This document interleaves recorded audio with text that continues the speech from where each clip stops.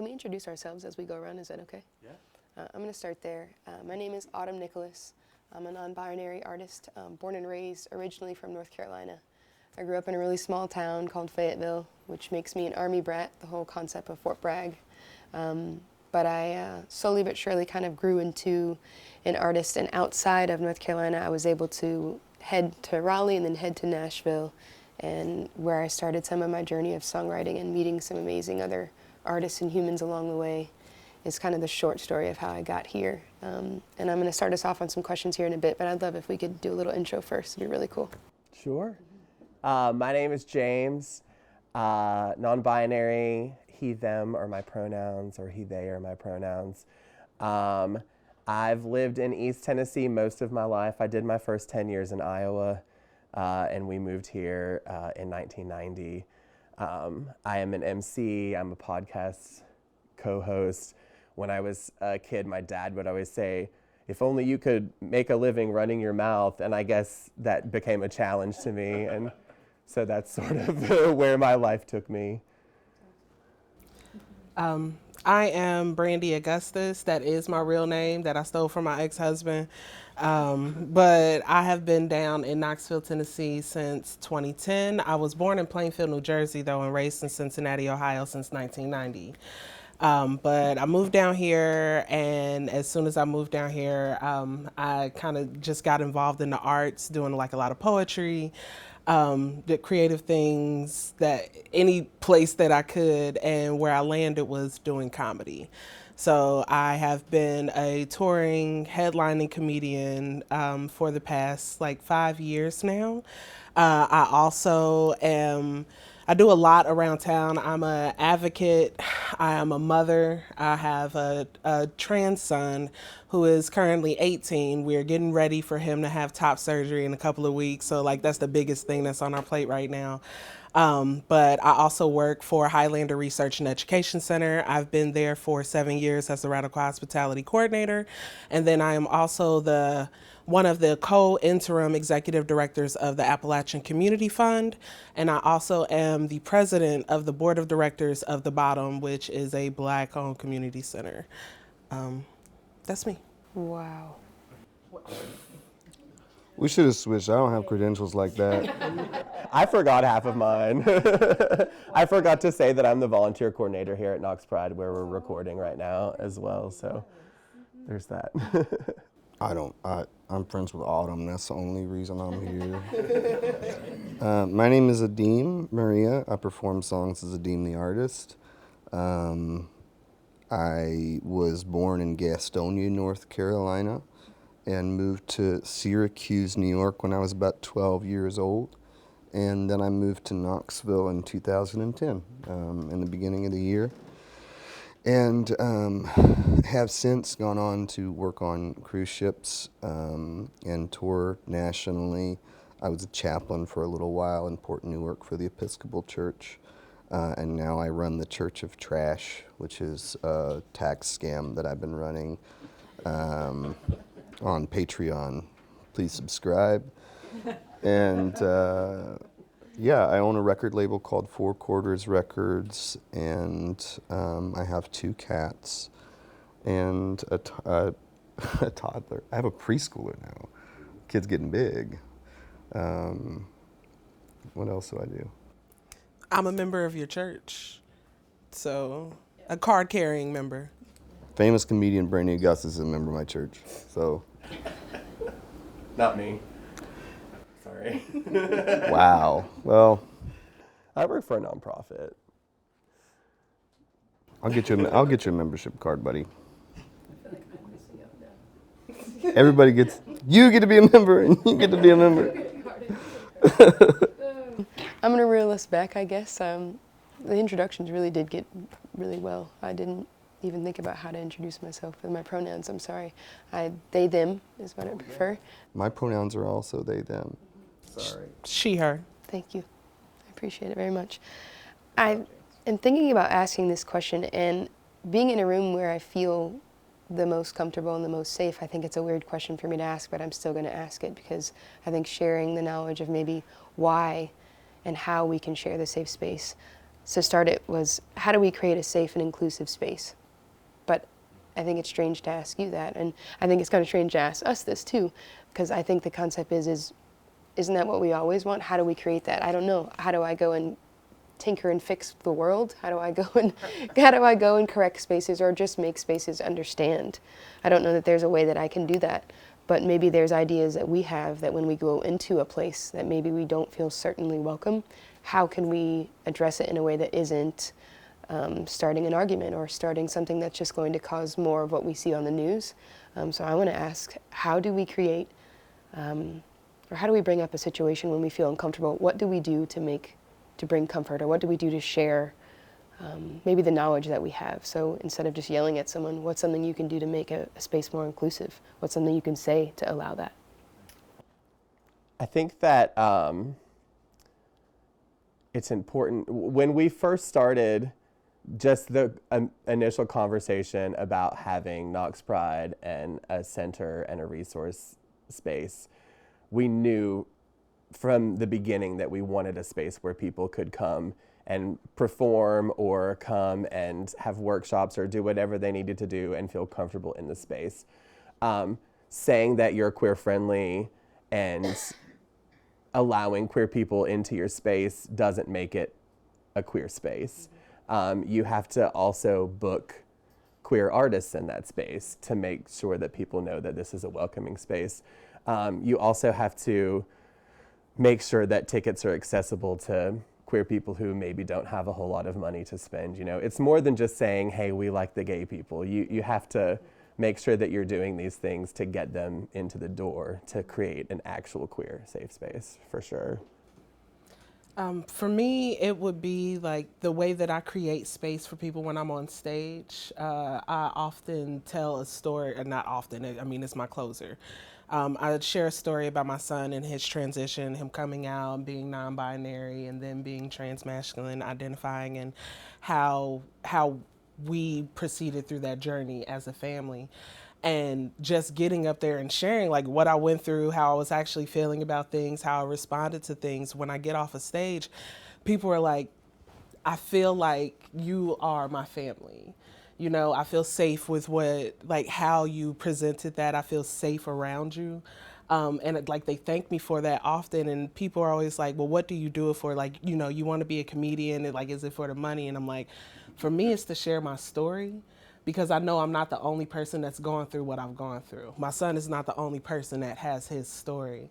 And I think the more that we share that, and the more that we let people know that they are seen and that, you know, we are living the same lives or whatever, that creates safety for others to come out and do the same and then live authentically themselves. And it creates an environment for other people to thrive because they see queer people thriving, and then we will begin to lose less 15-year-old queer people who don't see a future for themselves. Yep.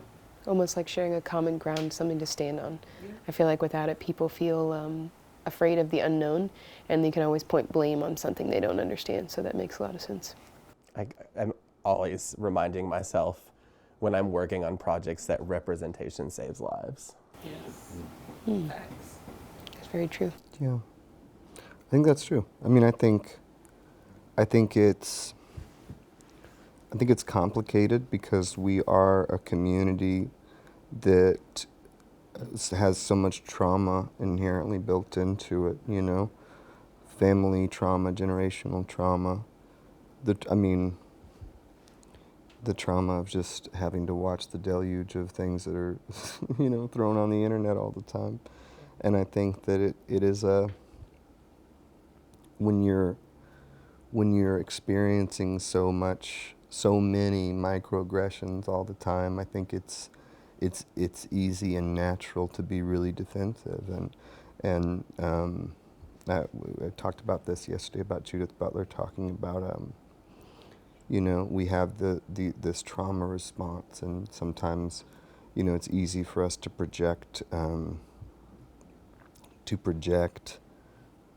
the very real traumatic experiences that we're having onto other experiences that don't necessarily like fall in line with that, you know, and it becomes really hard. And I'm mentioning that because I think that within the queer community, creating some semblance of like social cohesion is more difficult than we act like it is. You know, I mean, I've seen that in every queer space that I've tried to be a part of in Knoxville.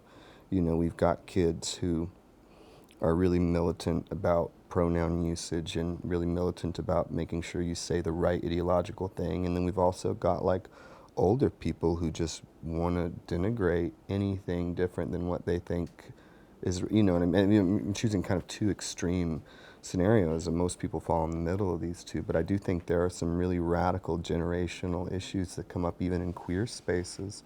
And I think that coming up with some real upfront dialogue about what the rules of engagement, the rules of solving conflict are, is really important. And I think that we're so conflict averse that you either in our spaces we frequently try to avoid anything that might be triggering, which actually can kind of foster a deeper sense of isolation for people on either side of the triggering issue. And I think that on the other side, we can tend to handle things really sort of ham-fistedly with not enough sensitivity to one another. And I think that, I know we're talking about sort of spaces that aren't queer spaces. We're talking about how to enter into homogenized zones that have been reserved for like cishet people. That's what this is.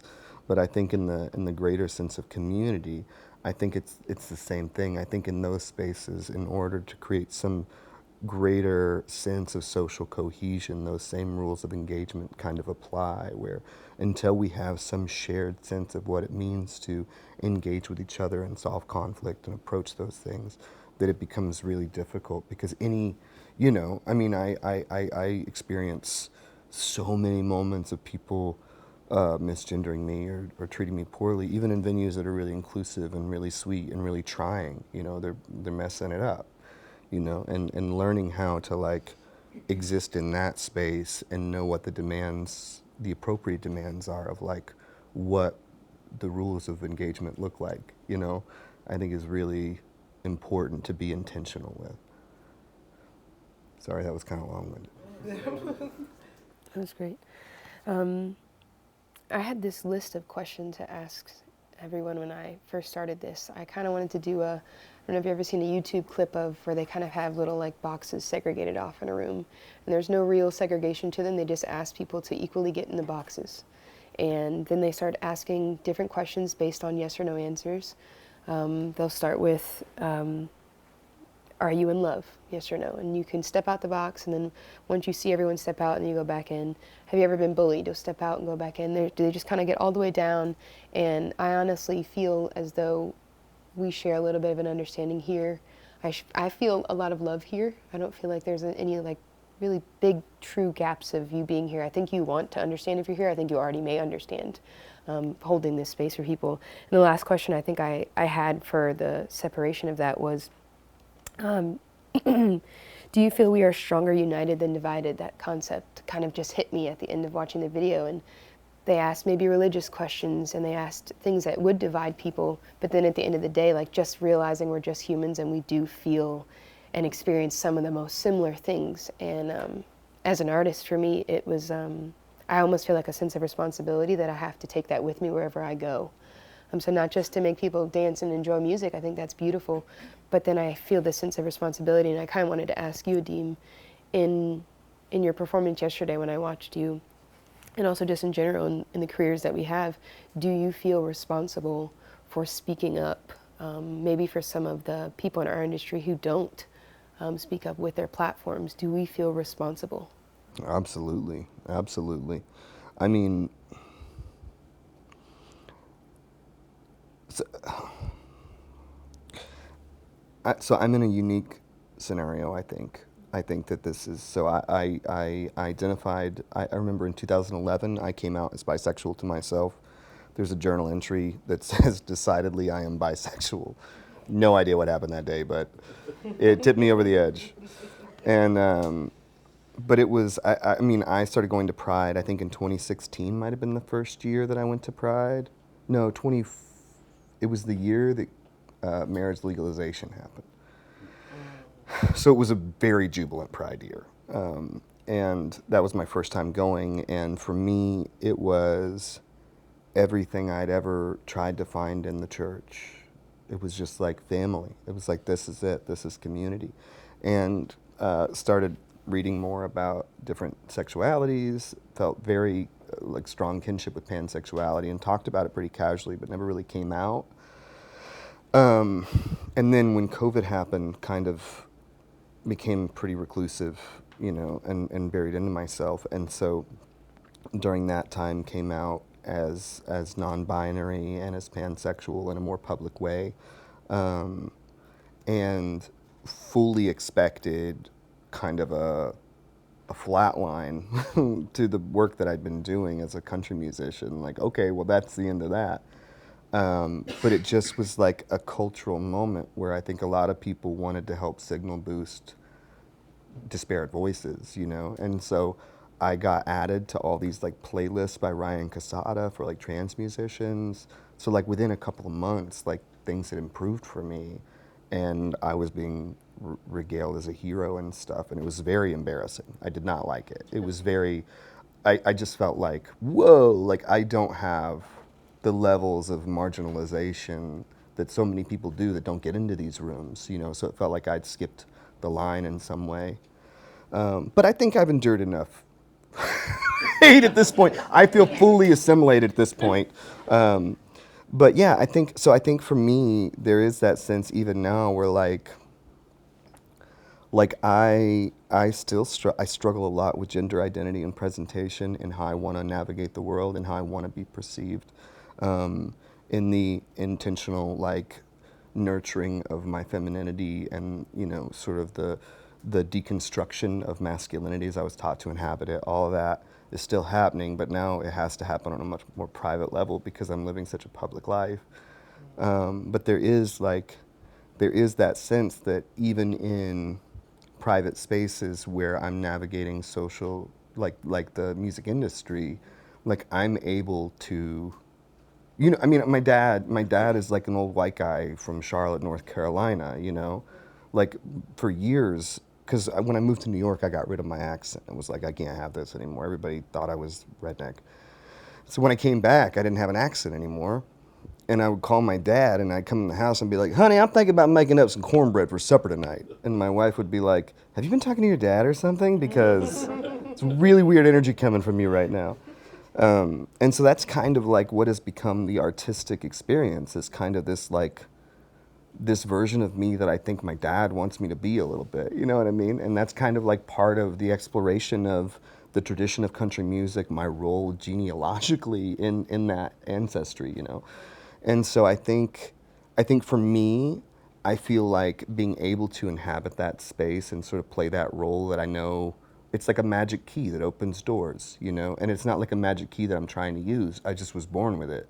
You know what I mean? Like if I'm at a Black Lives Matter rally and I see a white power guy there, there's a good chance he's going to give me the nod, because I look like I'm probably on his team, and there's like, that's not a privilege that I would ever ask for or want, but it's there. It's just there. And so I am cognizant of the fact that opportunities open to me that might not open for other people who present more feminine, who struggle to sort of do the song and dance of masculinity, to make the connections, to do that sort of thing. And so yeah, I feel an obligation to try and not simply give my own perspective of what the experience is, but to be, in the same way that I carry a little version of my dad around, that informs me, if I'm talking politics with people, I know how my dad would respond to what you're saying, and in that same way, like,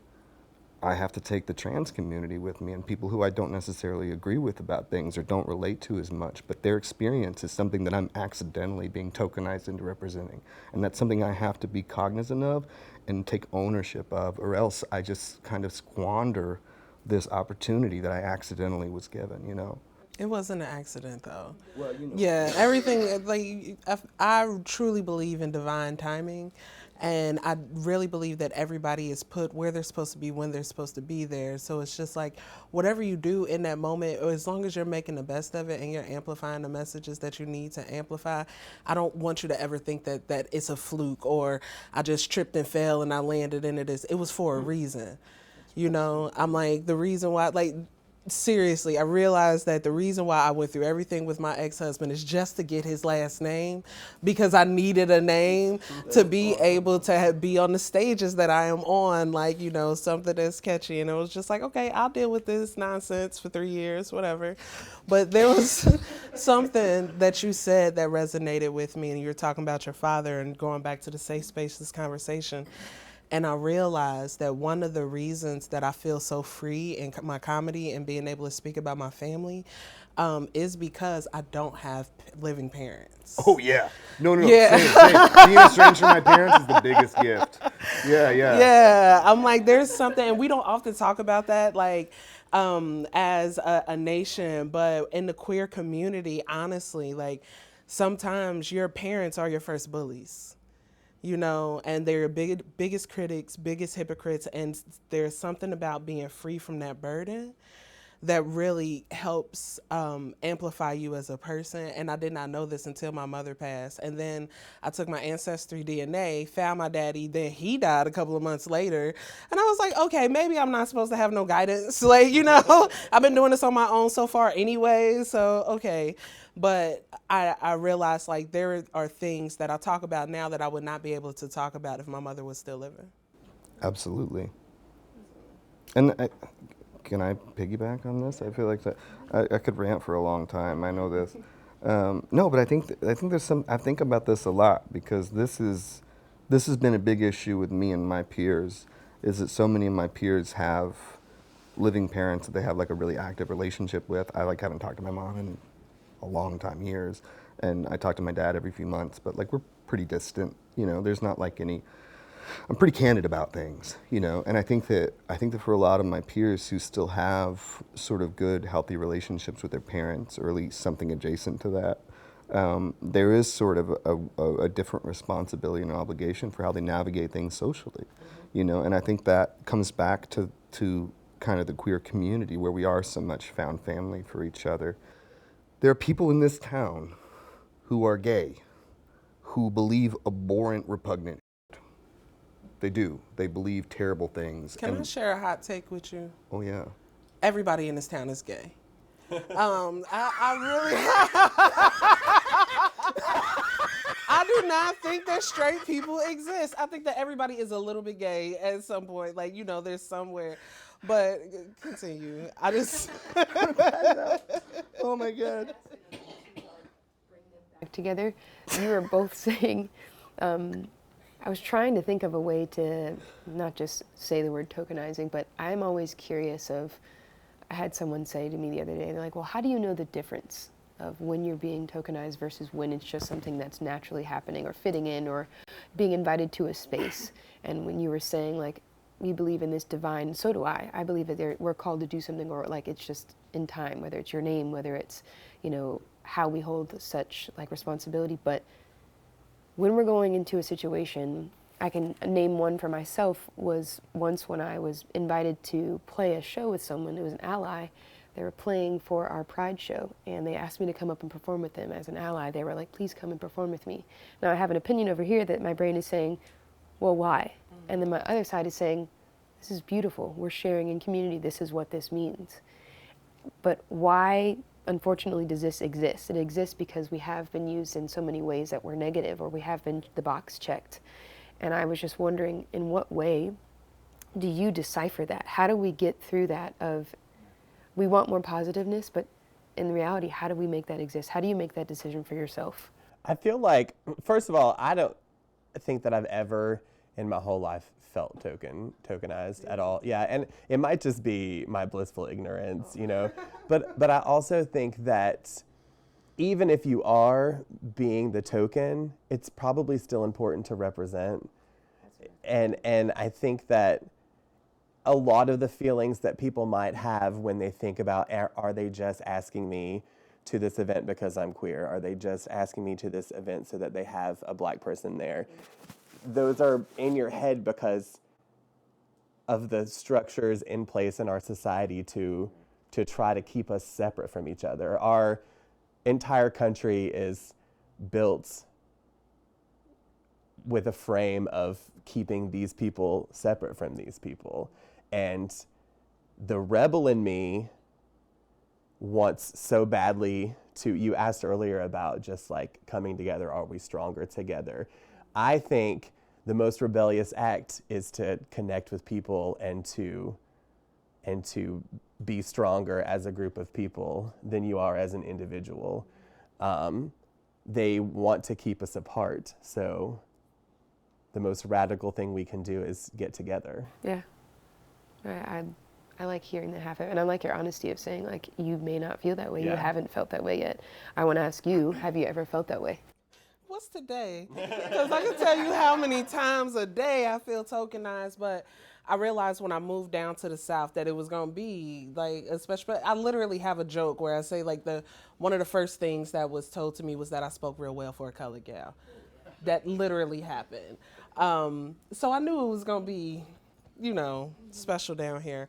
But yeah, I do often feel tokenized, and I did not know what to do with that before, because I have that thing, like, I want to be included. Yes, always include me, but I don't want to be the only one every time.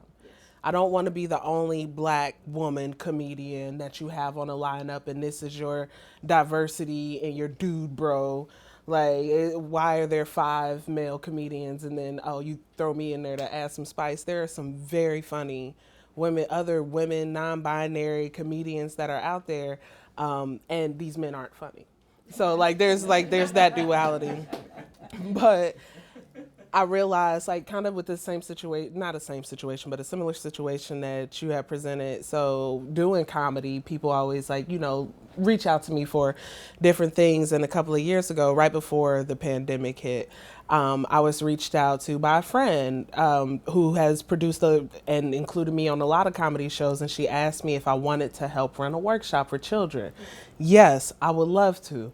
Awesome. She sends me the flyer. It is Kids Comedy Corner, all spelled with K's. This is unnecessary. Why are you changing the K's in comedy or corner?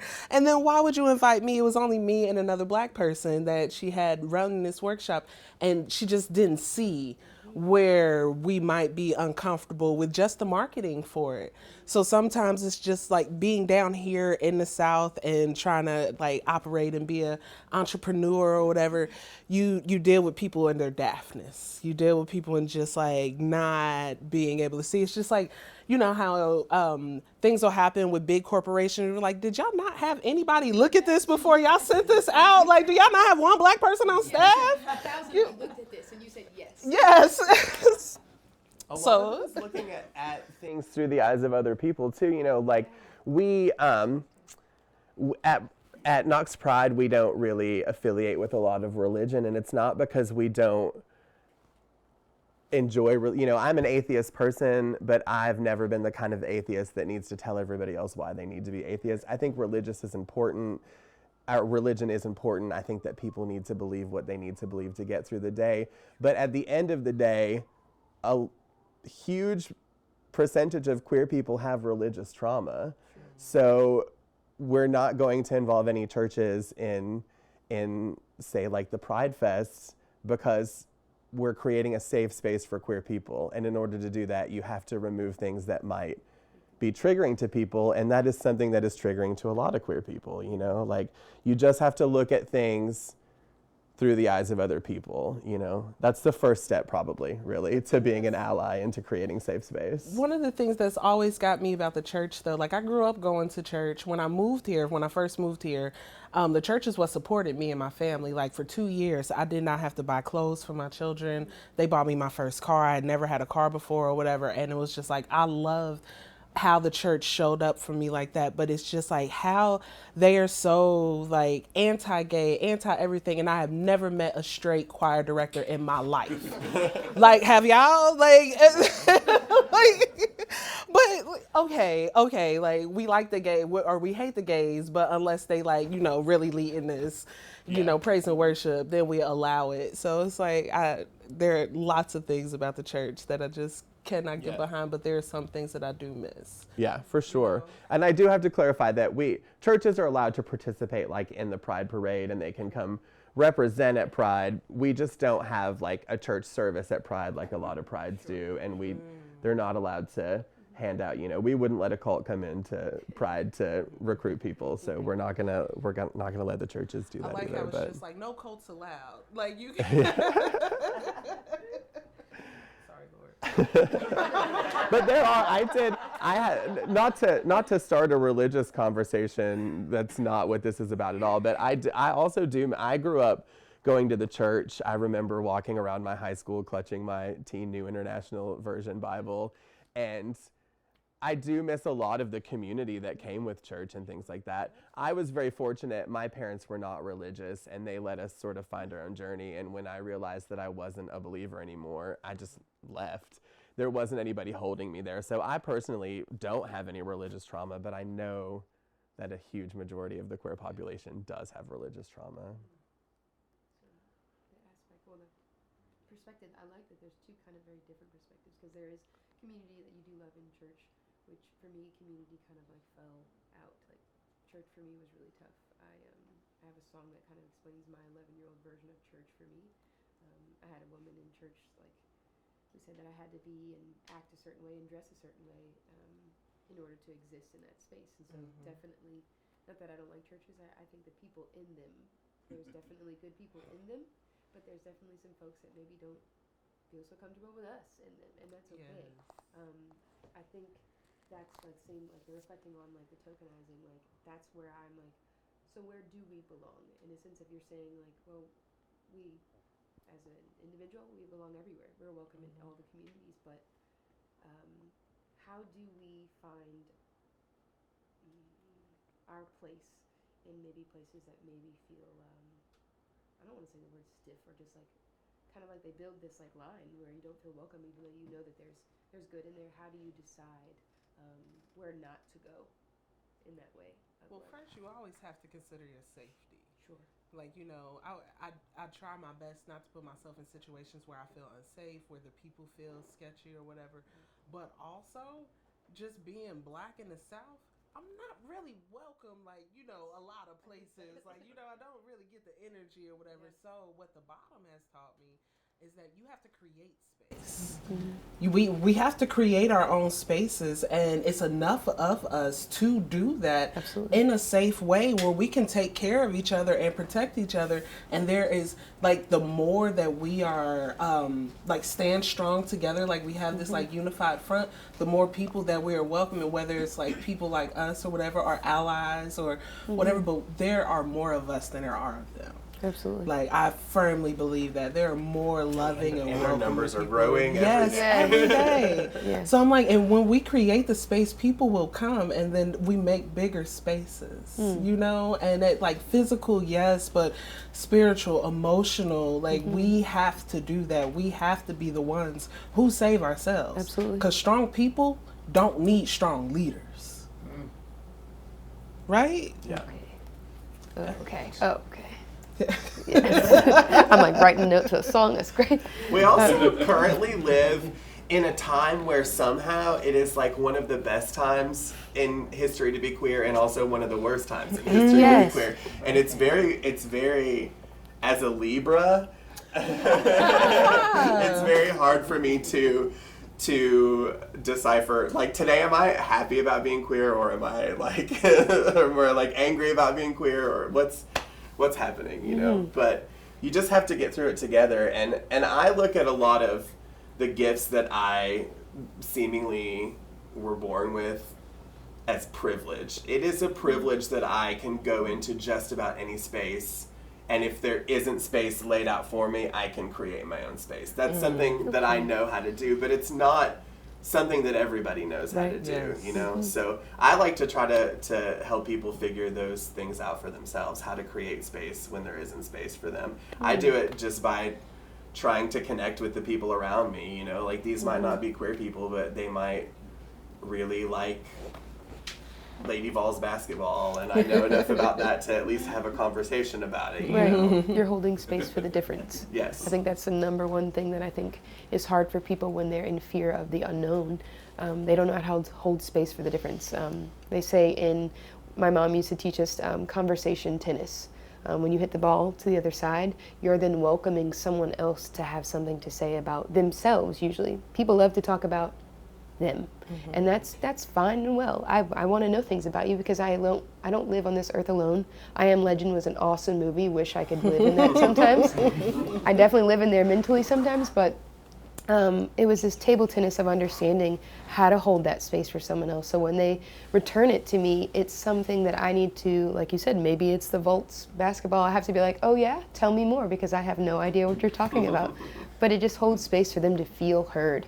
I think whenever I watch Will Smith and his family like speak on any level, they're holding space for one another, and I'm like, geez, like could we all practice this? Even if we maybe suck at it, we will get better if we can just keep practicing at it. You can tell that that's a family that talks to each other, yes, though. continuously. They have deep conversations with each other. Yeah. And it's beautiful to see. Yeah, but instead we have people that sit in a room and take their opinion for how we should all be feeling, and then they're like, let's make a rule on that, because that's how we have conversations here. I was just speaking with someone the other day, and they said, this is something I really didn't understand the concept of at first, but as a joke, a woman went on her TikTok and she's like, I just love my eligibility community. And I was like, eligibility? I was like, she's putting the word together. She made a word out of LGBTQ, and I was like, okay. And she goes, I just love my eligibility community. She goes, I may not understand it, but she goes, I hold space for you all. And I was like, that is like, that's sweet. Yeah. But another woman kind of went back and asked the question. She was like, do you ever think about the actual meaning of each word and why it's all in a grouping? So if you see those letters and you basically put a circle around it, do we feel as individuals that we are in that word? Like, do we have to be the group just because we are individuals, or are you still an individual in that group? And someone asked that, and I was like, that's the most confusing thing. So whatever your identity is, or whoever you love, are we all grouped in that because we are all in a queer family, or is it because they didn't know what else to do with us? Well, the thing is, people like boxes. They like compartmentalizing things. Yes. Like, okay, you're lesbian, you're pansexual, you're asexual, whatever. And it's hard for people to think that people could just exist. Right. Just just kind of exist or whatever. And it's just like, well, if you any bit of gay, you need to pick what type of gay you're going to be. So it's easier for us to understand. And I'm like, you ain't got to understand, though. Right. It's really not for, but okay. Like, if we were to take our titles away, like when pronouns were becoming a whole lot more, like, announced, 5 years ago, even when you were on a Zoom call, or even 3 years ago with the pandemic, there was this little box that said, your pronouns. And would that have happened 10 years ago? I don't know. I don't know that my mom would have ever been like, hello, I'm your mother, she, her. And I'm like, what? It would have been unusual in that time. But now, I talk about this with my partner, and it's a way to feel a sense of self. It's this, like, if you take away something else from us, like feels like the government does, maybe it's a badge that we carry. So if the military can walk around with what they've done in their experience of their work, I feel like it's also our experience of life. I own this because I'm proud to own it and I work to own it. And whether that means you've worked on it and going to have top surgery, and you're a parent who is an ally also, like, those are things you can own proudly. And for me, someone coming out as non-binary, it was really difficult because I just thought I was being. I thought I was just me being me. And then now knowing I have room to hold these badges is a privilege. So, and I'm happy to carry it. But it was such an important way for me to have perspective when, someone did say, well, why do we have to be put into these brackets? Is it because we are all one, or because maybe we just understand each other a little better? And like you said, maybe they just need a place to put us so they can be like, okay, that's them and this is us, which is, it's sad, but it's also, I guess, it is a privilege. I am a gay of a certain age. I'm in my early 40s, and so I feel like in the past 25 years that I've been in the local queer community, there's so much change. When I was 21 years old and I worked at the Carousel on White Avenue, none of the queens came to work in drag. They came to work, they got in drag, and they took it all off before they left the bar. because even just leaving the bar in drag was inviting something awful to happen to. And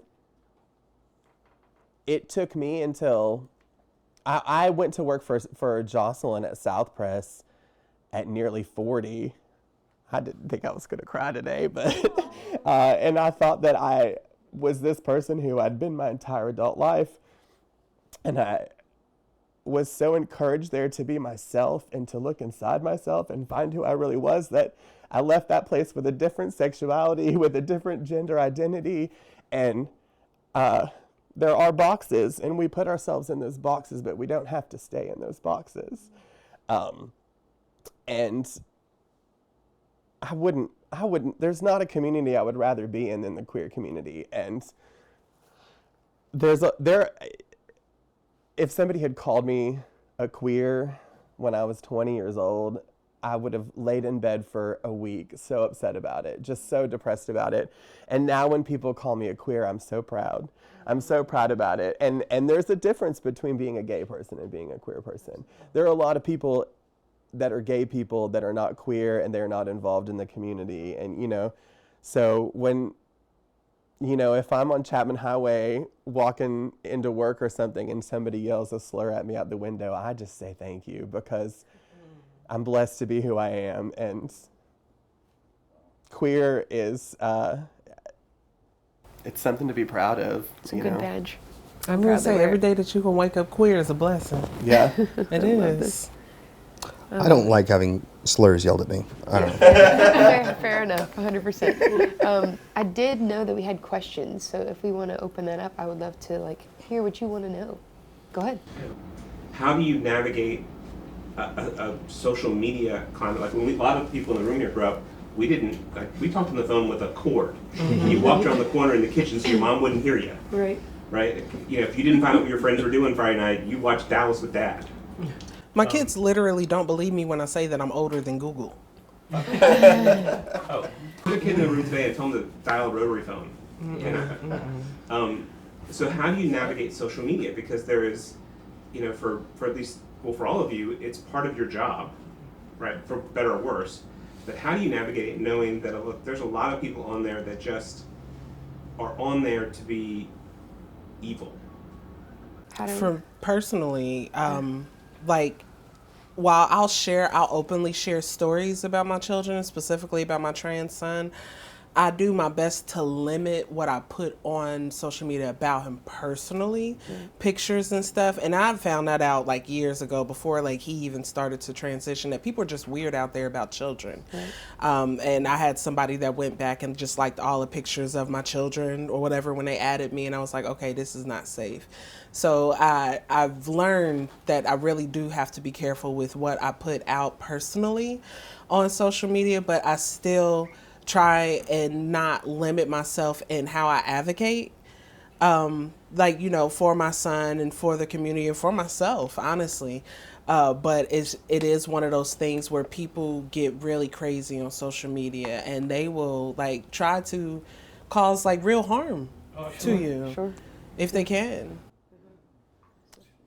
I think a lot of it is, first of all, I recently just discovered the joys of the unfollow button. I was in my morning meeting this morning, we were discussing how hard it is to be in the entertainment industry or anything, to own a coffee shop or to run a Pride Center. I can't just be the volunteer coordinator and the co-host of the Knox Pride podcast. I also have to be an influencer, and it's exhausting. And so I just have to constantly remind myself that, well, first of all, I'm very padded on social media with people who are a lot like me, and that's not necessarily a good thing, but I still try to use social media as a form of entertainment and not a form of information. I like to actually I don't know. Everybody sees a headline and then they think they know the whole story, and I have to constantly remind myself, if you're going to talk about this, click on the article and read the whole thing, And second source, 2 other ways to make sure it's a true article. Yeah. We have that conversation a lot. Yeah, I constantly, I think I'm always in a battle with myself and a lot of other artists. I'm heavy in that industry of entertainment, we almost feel like it's a toxic thing. And this morning I was like looking at it and I was like, do I feel like a responsibility to post it and share with you my life so that you can see maybe a little bit, but not to the point where I can't actually live and enjoy my life. And so I don't go on there just to like be nosy on everyone else's life. And I hope that people don't go on there to find out true facts about life. I hope they can actually go open a couple books if you can find them, if they're not burned, or if you can go elsewhere and speak with people and be like, you know, how do you feel about this, or what is really going on? I feel like the news is what we create, unfortunately, and it spirals around so toxically, and it's just like, maybe there's a better way of handling it, but I know social media is not the only way we should be feeling about it, if that answers that pretty well. Anybody else?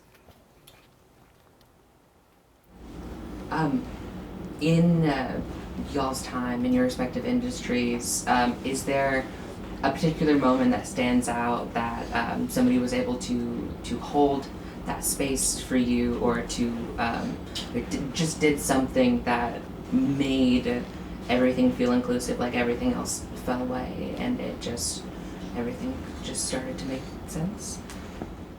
It's kind of two things for me. There's a collective called the Black Opry. They hold a space for me as a Black artist, as a queer artist. They make me feel welcome. And also, in general, my team that I have, everywhere that I go, we create that sense of like community. So everywhere we go, we try to make sure we're making that impact happen. So maybe if it's not happening for us or me, I try to go in with that same mind frame that you were saying. Like, I have to go in and almost hold the space for us to make sure that maybe it's my responsibility. I have a very big justice like chest where I'm like, this is not right, I must do something. And it doesn't mean I have to fix everyone and everything, but it means maybe I do just find it within myself that I have to feel that sense of welcome. It is really hard, I'm not going to say in today's time, because I'm sure life has been hard in a lot of times, but for me in this industry, I fight really hard to just exist as I am, and when people hold a little bit of space for me, it's happened more often than not. I'm happy to say that. There are definitely places where I go in and I'm like, oh, I'm the only this or I'm the only that, and it's like, but why don't I find a common ground here? Maybe it's not as bad as I think it is. So to be honest with you, I've had more good than bad. I'm going to keep hoping for that. I hate that all of my answers have included me going, this is why I'm privileged, but I like that you acknowledge it, though. A lot of people don't acknowledge their privilege. I mean, I have been in a lot of situations where I have been scared or where I have felt uncomfortable, but when it comes to being queer and entertainment and in this area, I've been really blessed to always have a group of friends who wants to create that safe space. My performance history, I started in community theater when I was a teenager in Oak Ridge at the Oak Ridge Playhouse, and they sort of embody community theater there. It's everybody working towards one goal. And then when I became an adult, I started emceeing for burlesque and doing like sketch comedy. It's always just been, I've been very lucky to fall into these groups of people who are creating these really safe spaces. And then eventually I started to learn to also create those safe spaces once I realized I had more to offer than just my loud mouth, you know. But I feel like if there isn't a space for you, it isn't that hard to create one as long as you have a support system doing it with you, you know. And the way to find that support system is just to look for it. It's there. There's so many of them, you know.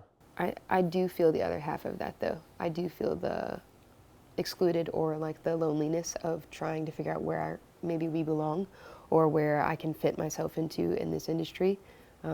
I do feel that. Like, if I'm honest with you, there are times where I don't go on social media at all, or I don't go out in public because I'm like, something's not right. I need to go work on some of this first, because it is hard to just be like, I'm going to hold my own space. And like, It takes a lot out of you. yes, it does. Even just communicating in general takes a lot out of people. When I'm done with a big show, my brain goes, I'm done peopling. Yeah. And it doesn't mean I don't love people. It just means I need to go back inside again.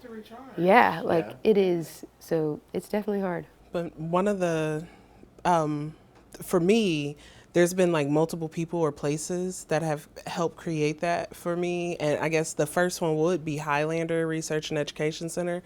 Highlander is the place where like my family learned the language about being non-binary and transitioning, and like literally because my trans son has a younger brother who's 4 years younger than him. So when my oldest son started transitioning, my youngest son was just like, what is going on? Okay, so what if I can't call them like my sister or whatever? What am I supposed to say if they're non-binary or whatever? And it was just like literally getting the language from them and just having that opened up for us. Like if we were still in Cincinnati, I don't think that my child would have transitioned the way that they did, because Highlander created the safe container and provided the education.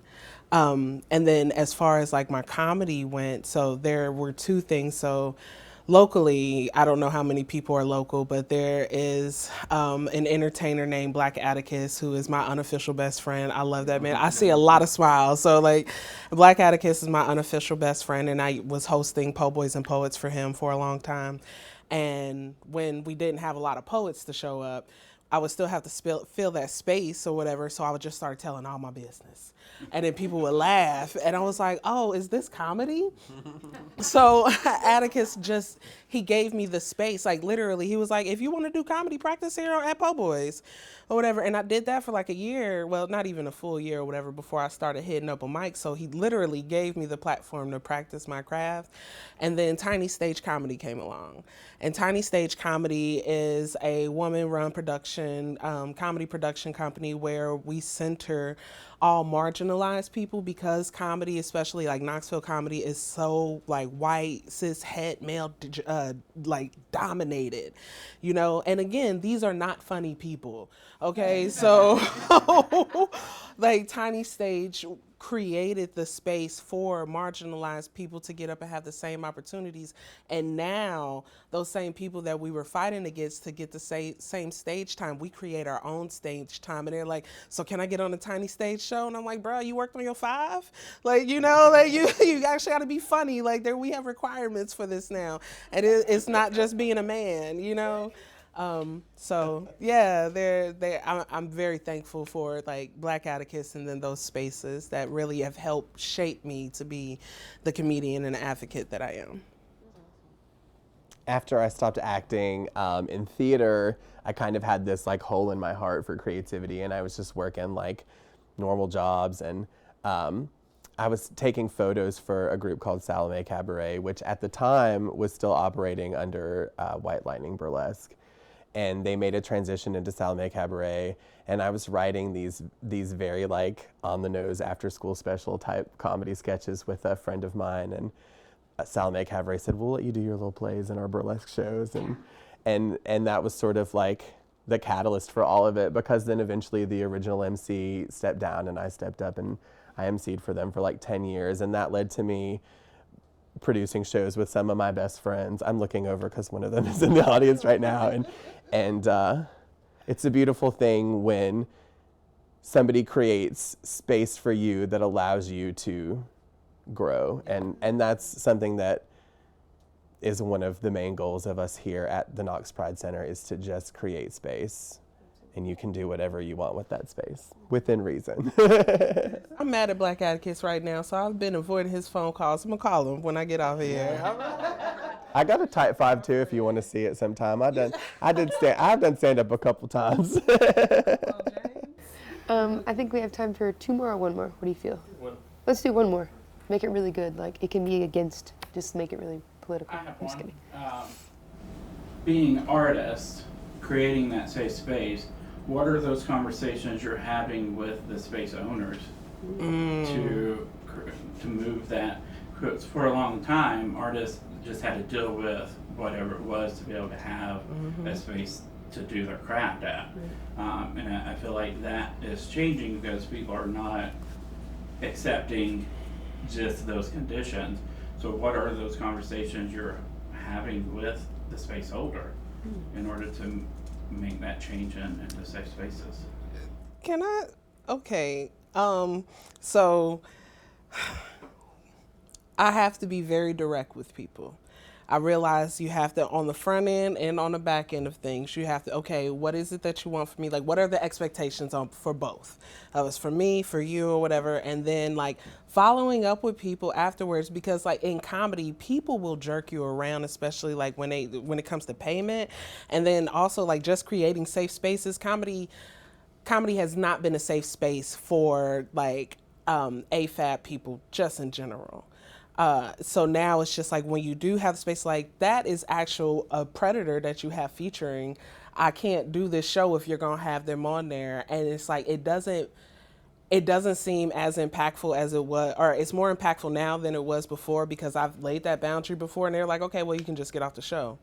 But now I'm the more prominent comedian, and now they're like, oh, well, we'll go talk to them and let them know that they can't be there. So it's like, yeah, it's a power game in comedy. But it's like when you get that power, you need to use it. You need to use it for good. Adeem, could you talk about Grand Old Opry? Did you do that show? I remember when you were here at some show at the Mill and Mine, you were saying you'd been invited there and you did do they know who I am if they listen to any of my songs, sort of a thing. I was wondering how that ties into this part of the conversation, dealing with venues. Yeah, I played the Grand Ole Opry.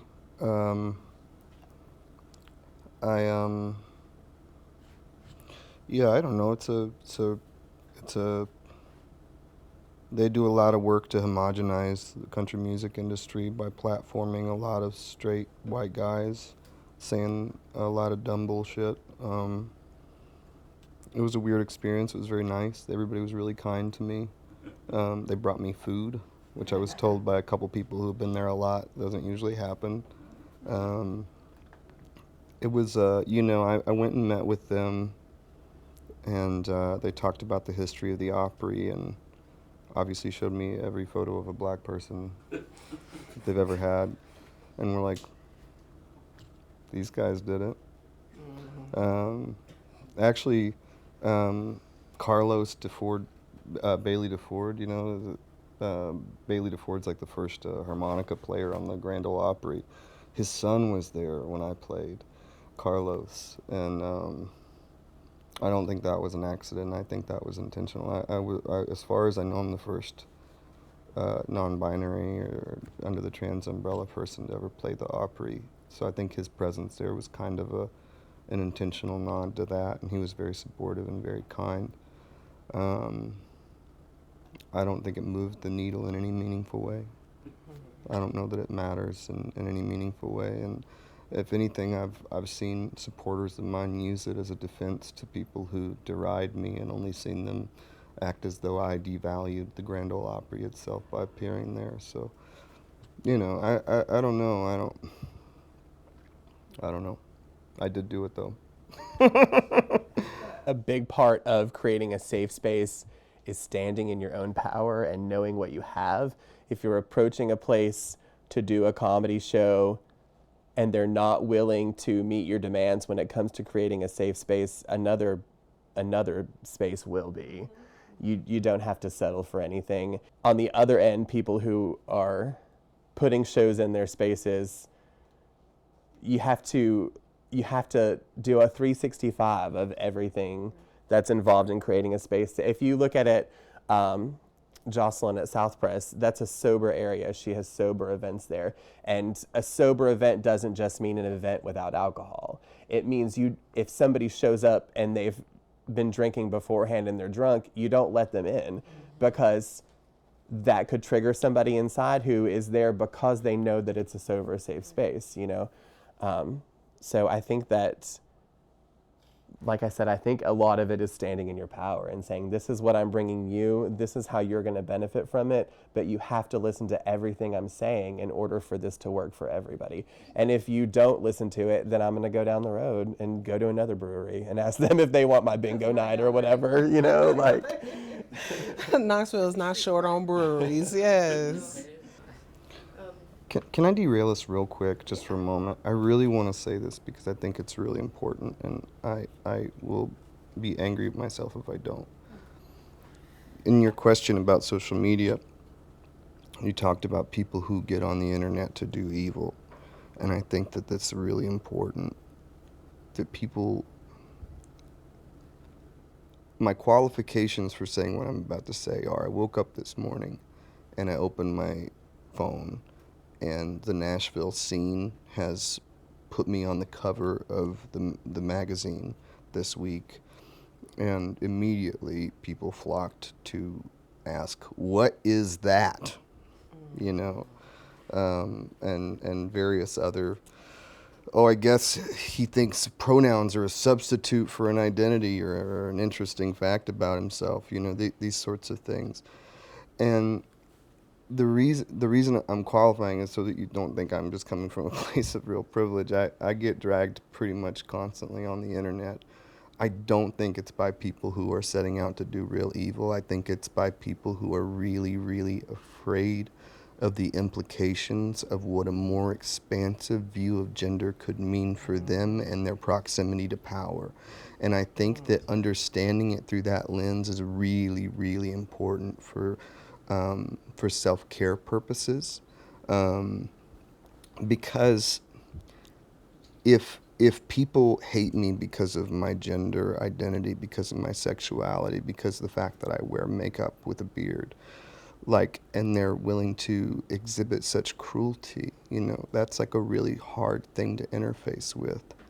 But if instead I'm not dealing with people who are actively trying to oppress and denigrate me, but people who are committed in large part due to misunderstanding and in large part due to a miseducation that's been curated for them, who are committed to trying to reinforce what they believe is a righteous way of identifying society and identifying gender, I think that makes it easier to see the systems at play that are manipulating people into acting this way, you know. And I think, not to get hyper political, but I think that poverty is one of the driving forces behind this. And I think that, like, if you've never been poor and not poor, then you've never seen the ways that your character can change based on that access to the resources you need. And I think that a lot of it does come from a place of real insecurity, real profound insecurity and fear. And I think that holding that is important in knowing how to respond, you know, and that's all. I do think it's important. I think it's really, really meaningful, especially talking about trying to find something like social cohesion. I think if somebody comes on the internet and accuses me of being a child predator because I wear fingernail polish, this happens. This is going to happen more. And I am coming out there saying that we should have drag queens reading to children. You know, there's something happening right here between me and this person. And what's happening is that we both really, really care about children having access to the things they need to live a healthy, fulfilling life. And we both have fundamentally different ideas of what that looks like. But me and the people who show up protesting drag events and the people who read to the children at these drag events all have something in common. We all want to protect and care for children. That's our motivating force. Even though we fundamentally misunderstand, some of us, what that looks like, that is uniting. That is something meaningful. And I think the more we can try to connect with anybody who's diverging from us at the source material, where it's like if somebody is pro-life and I am pro-choice, I have a decision to make. I can identify them as somebody who hates women and who is against the freedom of women and who is against, you know, women's access to their own agency, right? Or I can choose to view it as somebody who is committed to the idea that having an abortion is murder and they don't want a child to suffer and they don't want a human life to be snuffed out. And that is something I share. I don't want people to be murdered. I don't want life to be snuffed out. That's a shared point of origin, you know what I mean? And I think that holding on to that, even, you know, both can be true. You know what I mean? You know, who you vote for still has an impact on the people that they affect by their policies and everything. But understanding that root, I think it's really, really important to come into a place where we see each other as people and not as just the systems that are trying to separate people. You know what I mean? So I didn't mean. No. That was a great way to like circle that all together. Yeah, like there's truly. Such an importance in finding common ground, Yeah. and I think that as a society we've gotten pretty far away from that. I feel like people would be, specifically cishet white men, will be much more accepting of the queer community if they really just thought of every like body, specifically like drag queens and stuff, as Dennis Rodman. Like, they love Dennis Rodman. Nobody talked about Dennis Rodman like that. Like, you know, they was like, oh, he's so quirky, he's so kooky, or whatever. But they did not demean that man because they knew that, like, he would get in their butt. Like, you know, it's like, so I'm like, if they just, like, how could we just have them reframe? And it's just like, do you have to find the importance in me to respect me? I'm still telling people I'm the white Dennis Rodman. You should. Honestly, I feel like that's like I tell all black people, like, if you want to go outside and you are nervous about going outside and like being attacked, dress like a puppy. White people love corgis. Put on like you, you will stay safe. Also, if you don't find common ground, we just naturally have one. Everyone has one thing in common, and that's we're all humans. You know, we're all people. So. There's no excuse. You can't say I can't find common ground with this person because there is always that built-in common ground. We all have a story. Oh, and we don't know what kind of shape they can assume. So I want to first say thank you all for the beautiful differences in perspectives and for the questions. So thank you, Adeem. Thank you, Brandi. Thank you, James, for being here with me and embodying my half weird alien voice, I guess. And thank you so much for being here and listening and asking us these questions.